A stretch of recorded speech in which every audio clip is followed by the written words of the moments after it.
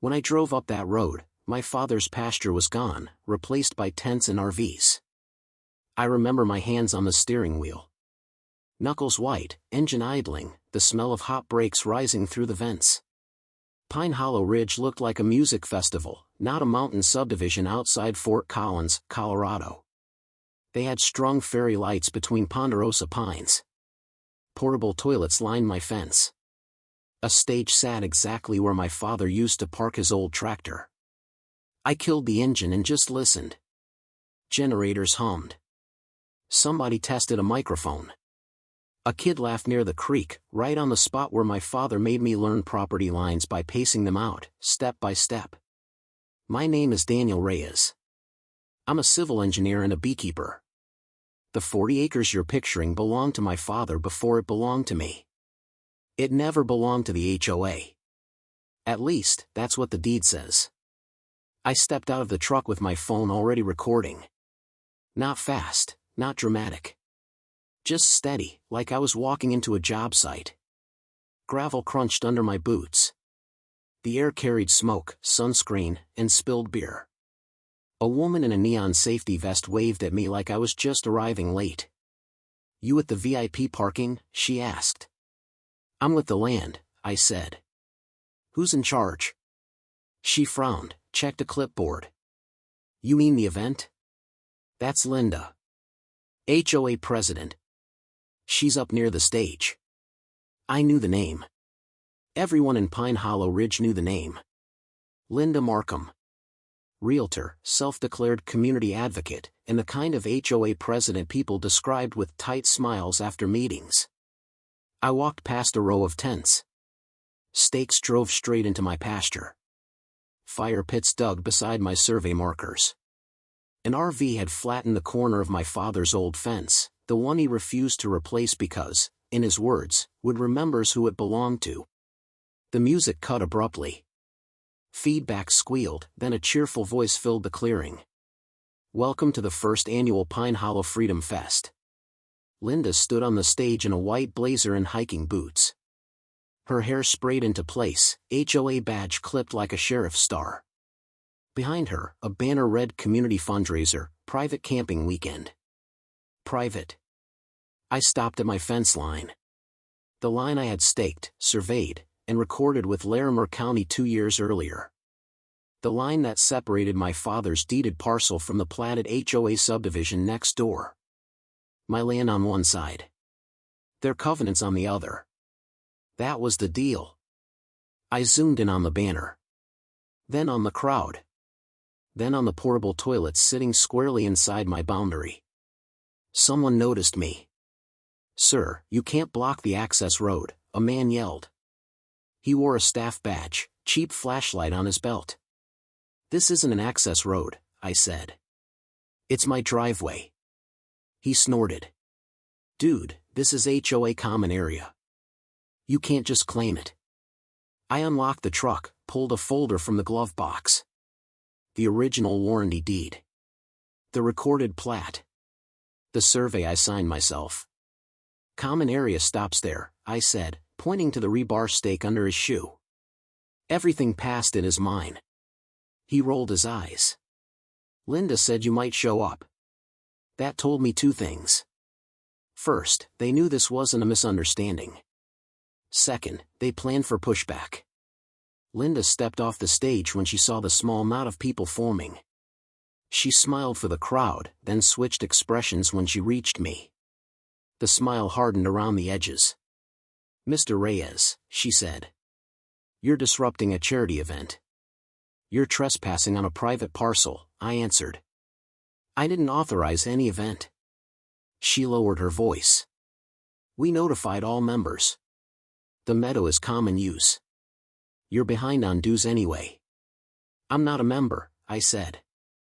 "My parcel is excluded from the Pine Hollow Ridge Declaration. I have the legal description." She tilted her head like I was a stubborn child. "The board recorded an amendment last year," she said. "Your parcel was annexed. It reverted when your father's account went delinquent. You should have paid attention. My father died in 2018. According to the county, his assessments were current when I took title. I had checked that myself before probate closed. I knew that like I knew my own middle name. "Show me the amendment," I said. "In due time," she replied. "Right now we have nearly 500 people here for a fundraiser. You don't want to ruin that. 500 people. On land that still carried my father's name in the grantor index." I looked around. At the tents. At the tire ruts. At kids swinging from my trees like playground equipment. Anger didn't hit like fire. It arrived like static. Quiet, prickling, settling under the skin. I took a slow breath. The kind my dad used before he corrected a bad measurement. Calm, deliberate. "Okay," I said. "I'm not going to argue with you in front of your guests." Her shoulders relaxed. She thought that was surrender. "I just want you to know 2 things," I continued. "First, this conversation is recorded. Second, I will verify every word you said in the clerk's office." She laughed softly. "Good luck with that." As I walked back to the truck, the music resumed. Someone turned up the volume. The crowd cheered. To them, I was just a cranky neighbor. A background character. I set the folder on the passenger seat and angled the camera toward it. The deed. The plat. The survey seals. Right then, I felt something click into place. Shock shifted into structure. I realized silence isn't surrender. It's preparation. I put the truck in gear and watched the stage shrink in the rearview mirror. My land, my father's land, swallowed by color and noise. That's when I decided to document everything. The first letter arrived 3 days later. HOA letterhead. Certified mail. Notice of immediate violation. According to Linda, I owed 9 months of back assessments, special event fees for Freedom Fest, and administrative penalties for disruption of community programming. The balance at the bottom glared in red ink. It was higher than my annual property tax. I sat at my kitchen table with the letter, a cup of coffee, and my laptop. Outside, my beehives buzzed along the tree line. The bees worked the clover and chokecherry like nothing had changed. The language in the notice felt familiar. I had read enough contracts to recognize copy-paste lawyering. They cited the authority granted under the Colorado Common Interest Ownership Act, CRS 38-33.3-101 ET Seek, dre.colorado.gov+1. What they didn't mention was simple. My parcel was never brought under that declaration. There was no recorded annexation. At least, there hadn't been last time I checked. I pulled up the Larimer County Recorder's site. Typed my father's name. Then mine. Then the subdivision name. A document popped up that I had never seen. Recorded a year earlier. Second amended and restated declaration of covenants, conditions, and restrictions for Pine Hollow Ridge. I felt the first real jolt then. Not fear. Something colder. I downloaded the PDF. Scanned until I hit the new legal description. There it was. My parcel number, folded into the attached exhibit like it had always been there. At the signature page, I froze. The declarant line carried my father's name. His signature, scripted in a shaky hand. The notary block was dated almost 2 years after his funeral. Grief has a smell. For me, it's stale church coffee and hospital disinfectant. That smell came back in a rush. I opened the box from probate. Death certificate on top. Date of death, black and final. Compared it to the notary date on the screen. He had signed from the grave, apparently. The second letter came a week later. This one threatened a lien. If I didn't pay within 30 days, the board would record a continuing lien against all right, title, and interest in the property. They referenced superpriority assessment rights under CCIOA. Goodman Law Group. The third letter wasn't from Linda. It came from the county. Notice of complaint, unpermitted commercial camping. According to the complaint, I had hosted a large-scale camping event without permits. Noise violations, parking violations, trash violations. The complainant listed was Pine Hollow Ridge Homeowners Association. For the first time, fear slid in. If the county believed I was the problem, they had leverage. Fines. Enforcement. Even litigation. I scheduled an appointment with the code enforcement officer. Brought video from the day of the event. The banner. Linda on the microphone claiming the meadow as HOA common area. My objections. Her answers. He watched in silence. So you're saying the HOA organized this, not you? He asked. I'm saying they used my land to host it, I replied. Without consent. He scratched his chin. You need a lawyer, he said finally. This is above my pay grade. Back home, 2 more notices waited on my porch. One threatened to tow my truck from association property. The other cited my beehives as a safety concern. The bees were on my side of the line. Bees, though, don't recognize covenants. I stood at the fence at dusk, watching them return to the hives. The boxes glowed faintly in the last light. Pressure had a rhythm now. Letter, notice, complaint, repeat. I realized intimidation can wear a tie and carry a clipboard.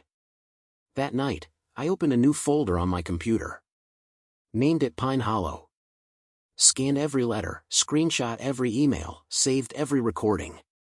I logged dates, names, and exact phrases. The next day, I made an appointment with a real estate attorney in town. Her name was Maya Chen. Small office over a bakery. Law degree on the wall, boots by the door. She listened more than she talked. I laid the documents out on her conference table. Deed, plat, subdivision declaration, the new amended declaration, and my father's death certificate. She read in silence. No dramatic music. Just the low rumble of the bakery mixer downstairs. Walk me through the sequence again, she said. I did. Arrival at the campsite. Linda's statements. The letters. The county complaint. When I finished, she tapped the recorded declaration with her pen. This is your starting point, she said. If that signature is fake, the annexation is void. If the annexation is void, the assessments are void. So is their claim on your land. She pointed to the notary block. Also, this notary commission number belongs to someone who retired 5 years ago, she added. I know her. She lives in Arizona now. The room seemed to tilt slightly. Can they just do that? I asked. They can try, she said. But we have tools too. Quiet title. Injunctive relief. Potential fraud claims. Colorado courts don't love forged documents in the clerk's office. Her voice stayed calm.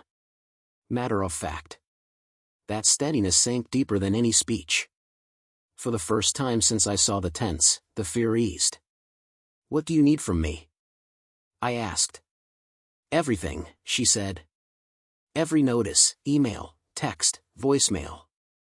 Screenshots of their event posts. Video of that day. And I want your original survey files. I slid a thumb drive across the table.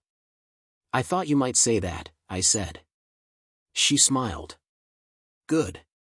Because the first proof of fraud is sitting right here. She tapped the PDF again. In the margin of a PDF? I asked. In the margin, she said, and in the dates. That's where liars get lazy. I left her office with a retainer agreement, a clear plan, and one new thought. I understood that fear shrinks when you put it on paper. That meeting with Maya was the moment pressure stopped being random. It became evidence. Maya filed the lawsuit 2 weeks later.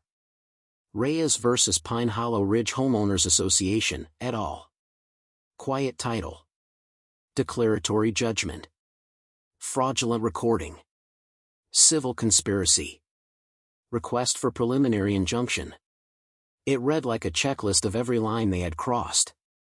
She recorded a lease pendens against my parcel. Any buyer or lender looking at the county records would see the dispute. The HOA couldn't quietly shuffle things around without someone asking questions. The Colorado Common Interest Ownership Act cuts both ways, she said. They want to invoke it, they get the accountability too. Homeowners Protection Bureau, LLC. We serve the complaint on the association, the management company, and the developer who still controlled a few unsold lots. Linda got her copy at the next board meeting. My phone blew up with texts from neighbors afterward. "What did you do?" one wrote. Finally, another replied. While the court processed the injunction request, Maya worked the evidence. She subpoenaed the HOA's bank records to track the Freedom Fest proceeds. The board had marketed it as a charity event. No charity registered at the address they listed. She requested the notary's commission records from the Secretary of State. The notary whose stamp appeared on my father's signature hadn't notarized anything in Colorado for years. She pulled the original plat overlays and my survey data. In court, pictures help. Lines help more. Judges like maps, she said. They hate drama, but they love a clean exhibit. In the meantime, the HOA kept pushing. They emailed reminders about my alleged delinquent dues. They threatened to suspend my amenity access. I didn't use their pool or clubhouse. The threat landed anyway. They sent another letter about my bees. Several residents have expressed concern that your apiary presents a hazard to community enjoyment, the letter read. Under the association's nuisance provisions, you are directed to remove or relocate the hives. I brought that one straight to Maya. She laughed, but it wasn't amusement. It was disbelief in a thin disguise. Colorado literally has an entire article in the statutes called the Bee Act, she said. Beekeeping is agriculture here. Just a law plus one. So they can't force me to move them? I asked. Not from your own agricultural parcel, she answered. Especially not while they're trespassing and trying to annex you by forgery. That was one of the first small wins. Maya sent a short response citing the Bee Act and the state's right to farm protections. National Agricultural Law Center. The nuisance letter died on arrival. No follow-up. No inspection. Silence from their lawyer. The bigger win came at the preliminary injunction hearing. The courtroom was small. Fluorescent lights hummed overhead. The carpet smelled faintly of old dust and lemon cleaner. No jury, just a judge in a worn black robe and a calendar packed with disputes. Maya put up the plat overlay. My parcel outlined in red. The HOA boundary stopped cleanly at my fence line.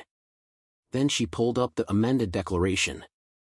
This document purports to annex Mr. Reyes's parcel into the Pine Hollow Ridge community, she said. It does so with a signature from a man who had been deceased for nearly 2 years. She handed the judge my father's death certificate. The dates spoke louder than anyone in the room. The HOA's attorney argued timing, intent, community expectations. He called it a clerical error, a misunderstanding, a technical fix. At one point, Linda shook her head so dramatically in the gallery that the judge asked her to stop. When the hearing ended, the judge flipped through the exhibits in silence. Here's what we're going to do, he said finally. Until this court determines ownership, no one enters or uses the disputed parcel without Mr. Reyes's written consent. No events. No improvements. No enforcement. That includes the association. Maya had asked for that exact language. Hearing it from the bench felt like watching a dam crack. Outside, Linda caught up with me near the steps. You know you're tearing this community apart, she said. I'm not tearing anything, I replied. I'm just asking the court to read the record. Her jaw tightened. People trusted you, she said. People trusted my father, I answered. You signed his name after he died. She looked away first. That night, I moved 2 of my hives closer to the interior of my parcel, near the old meadow used for the campout. Not as a weapon. As a reminder. This was still working land, not a blank canvas for events. Honeybees don't care about property disputes. They care about nectar, weather, and the rhythm of the seasons. Their indifference grounded me. We spent months in discovery. Emails, board minutes, group chats from the Freedom Fest Planning Committee. That's when we found the invitation Linda had sent from her official HOA account. Private camping on HOA-controlled meadow, it read. No neighbors to complain, we have the entire lower pasture. No neighbors to complain. I learned that patience isn't weakness. It's preparation with a calendar. By the time trial approached, the pressure had shifted. They were still loud in emails. We were quiet in motions. The day before we were set to pick a jury, the judge called counsel into chambers. He suggested the parties consider settlement. We listened. Then we declined. This isn't just about money, Maya said on the record. This is about title. And so we walked into trial with our boxes, maps, and bee-stung pride. My voice felt calm. The tension belonged to them now. Trials don't start with fireworks. They start with roll call and the soft scratch of pens. The courtroom smelled of wet paper and old wood. Fluorescent lights buzzed overhead. The air conditioner rattled in the vent above counsel table. I sat beside Maya, notebook open, palms dry. Months of documentation had burned off the panic. All that remained was focus. The HOA's lawyer opened first. He talked about community, shared burdens, fairness. He painted me as a holdout, a man trying to enjoy the benefits of a subdivision without paying into its upkeep. He never mentioned the notary date. When it was Maya's turn, she stood without drama. This case is about something simpler than community politics, she said. It is about whether you can steal land with a pen after a man is dead. She put the original deed on the projector. My father's name, my name, the meets and bounds description. Then the plat. Then the amended declaration with the ghost signature. Paper doesn't lie, she said. People do. The first witness was a clerk from the recorder's office. She explained how documents are recorded, indexed, and time-stamped. She confirmed the amended declaration came in as a complete package. No substitutions. No later corrections. Do you verify signatures? Maya asked. We verify formats, not authenticity, the clerk replied. We assume people don't forge dead owners. The gallery laughed softly. The judge didn't. Next came the retired notary. We had flown her in from Arizona. She walked slowly to the stand, hands steady despite her age. Maya showed her the signature block. Is this your commission number? She asked. Yes, the notary said. It was mine in Colorado. Did you notarize this document on this date? No, she said. By then I had been retired for 3 years. My seal was with the Secretary of State. She looked at the board table when she said it. Not at me. Then came the handwriting expert. Side-by-side comparisons of my father's known signatures versus the declaration. The slant, pressure, and stroke patterns are inconsistent, he said. This was simulated by someone copying, not by the original signer. When it was my turn, I told the story you're hearing now. Driving up the road. Seeing tents in the meadow. The conversation with Linda. The letters. The camping complaint. The fear. The folder named Pine Hollow. Maya kept her questions short. Why didn't you tear down the tents that day? Because I knew they were already building a story, I said. I needed a record, not a scene. Why did you film? Because memories get argued, I said. Video doesn't. On cross-examination, the HOA's lawyer tried to paint me as vengeful. Did you move your beehives closer to the camping area after the dispute started? He asked. Yes, I said. On my land. Knowing bees might bother future events? Knowing there shouldn't be future trespasses, I replied. He frowned. So when people complained about bees during the second campout, you weren't concerned? There was no second campout, I said. The Corps had already enjoined them from using my property.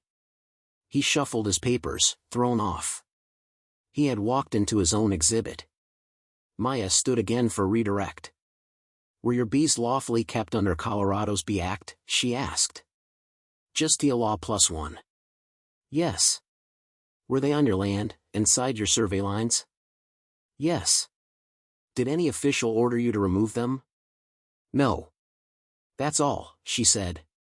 By closing arguments, the story was simple. They built homes on stolen ground, Maya said, voice steady. I built a case on truth. She gestured to the stacks of exhibits.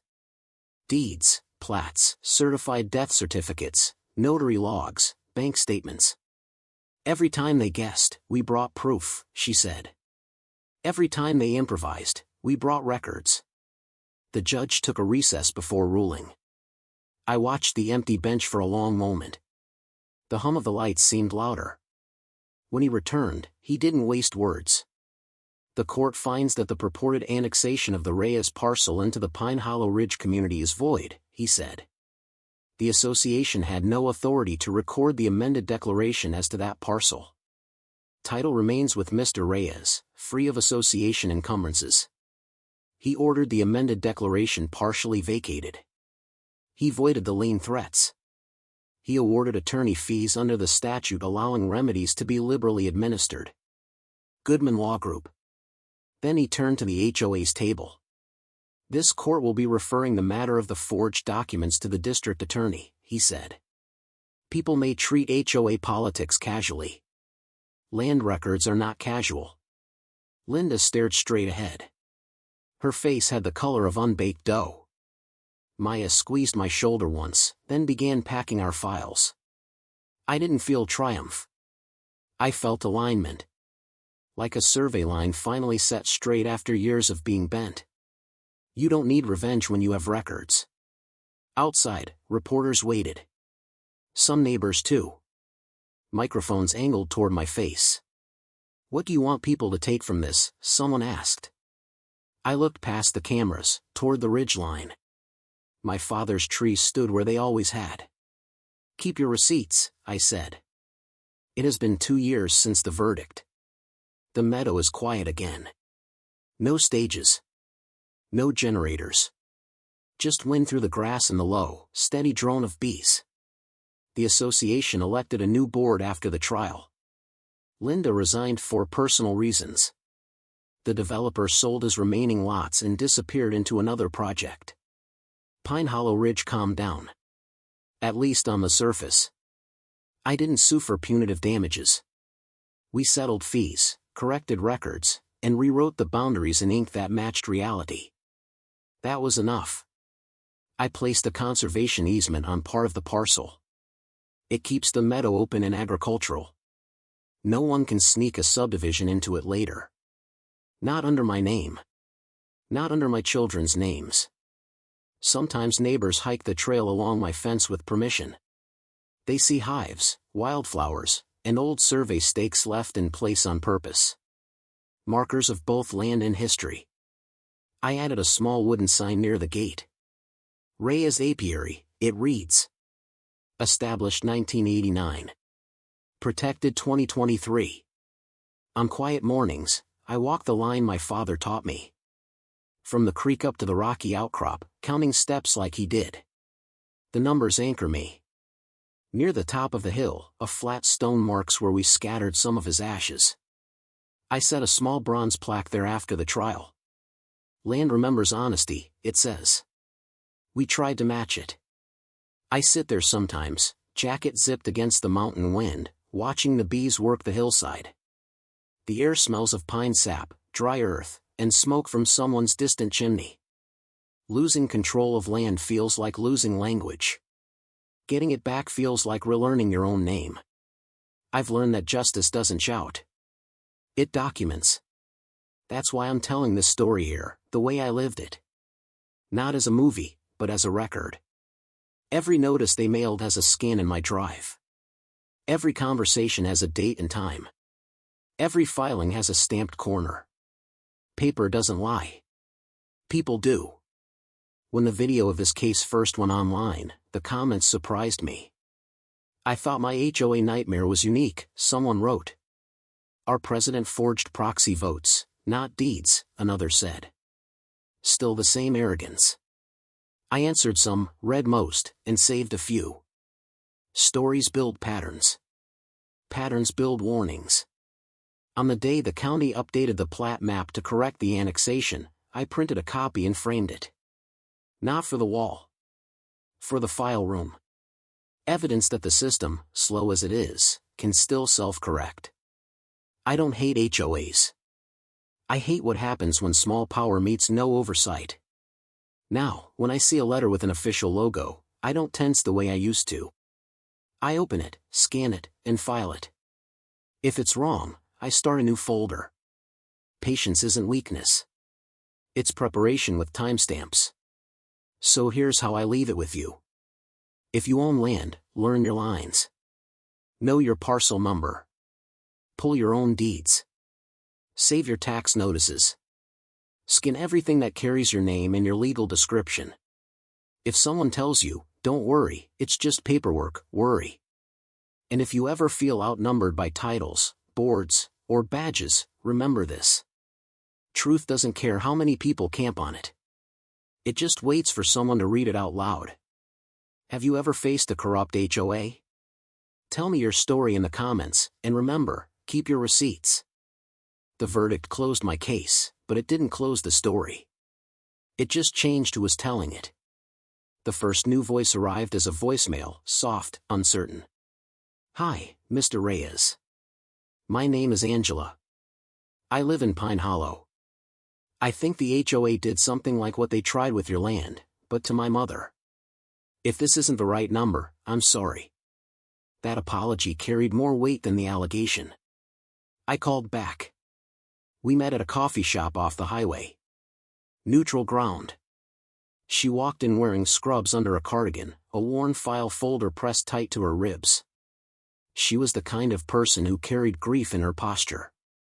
Thank you for meeting me, she said. You brought documents, I replied. That makes this worth hearing. She sat across from me and opened the folder with careful hands. Warning letters. Final notices. A trustee's deed. Her mother's name appeared on page 1 and disappeared on page 2, replaced by a friendly investor the HOA had recommended. They said Mom was months behind on dues, Angela said. They told us if we didn't cooperate, the association would foreclose and she'd lose everything. She was dying. We weren't thinking straight. Did they ever record a lien? I asked. No, she said. They only said there wasn't time. I pulled out my tablet and opened the county's recording system. A few searches revealed a pattern: quick notices, rapid trustees' deeds, same investor, same board signatures. The properties all belonged to elderly owners, widows, or people living out of state. How many houses? She asked. Enough to be intentional, I said. She looked down, jaw tight. Can anything be done? Maybe not through civil court, I said.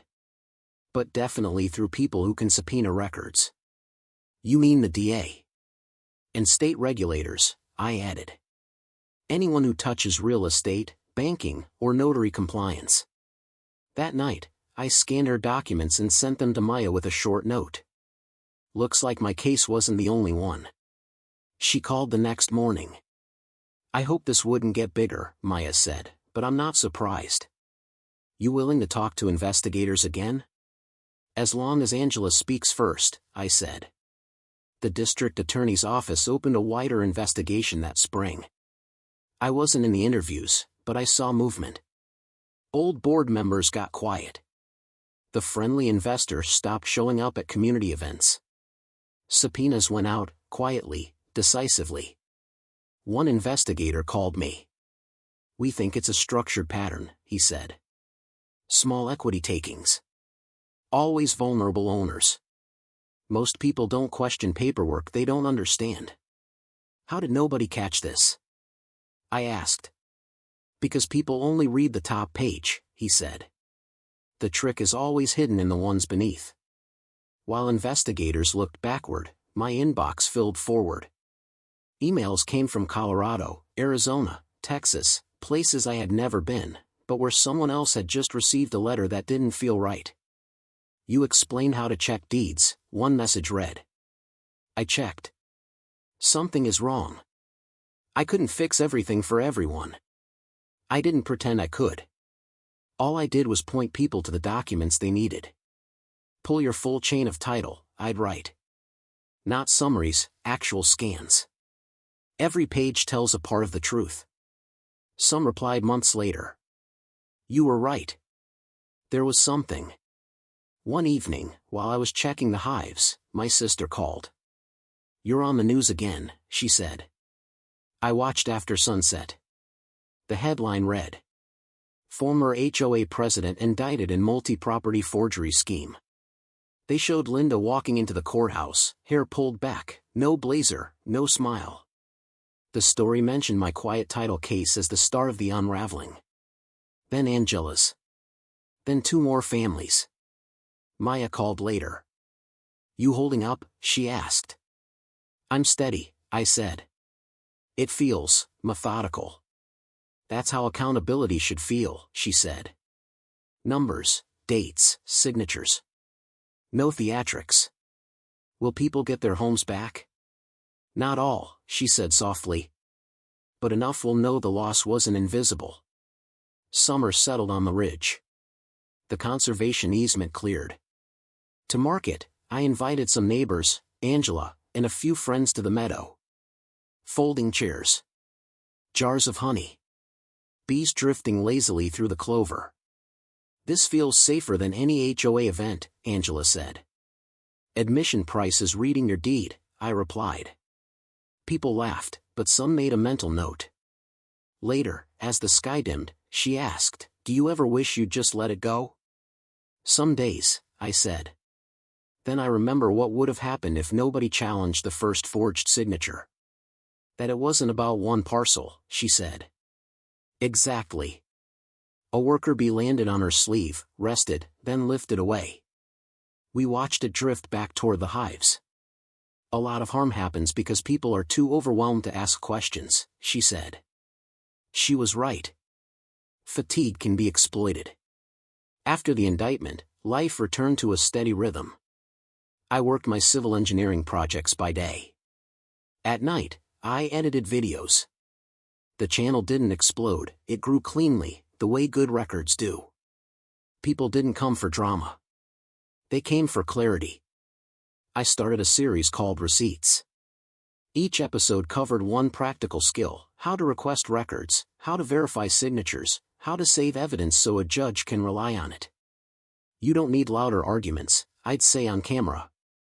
You need documents that speak for you. One comment stayed with me. Your video helped us stop a non-judicial foreclosure. My dad didn't lose his home. I reread that one twice.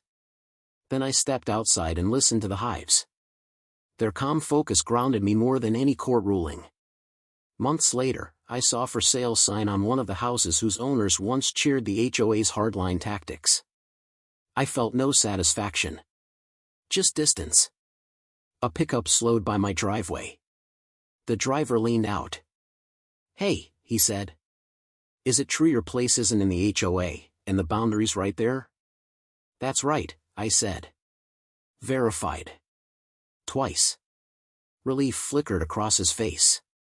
Good to know someone actually reads that stuff, he said, then drove off.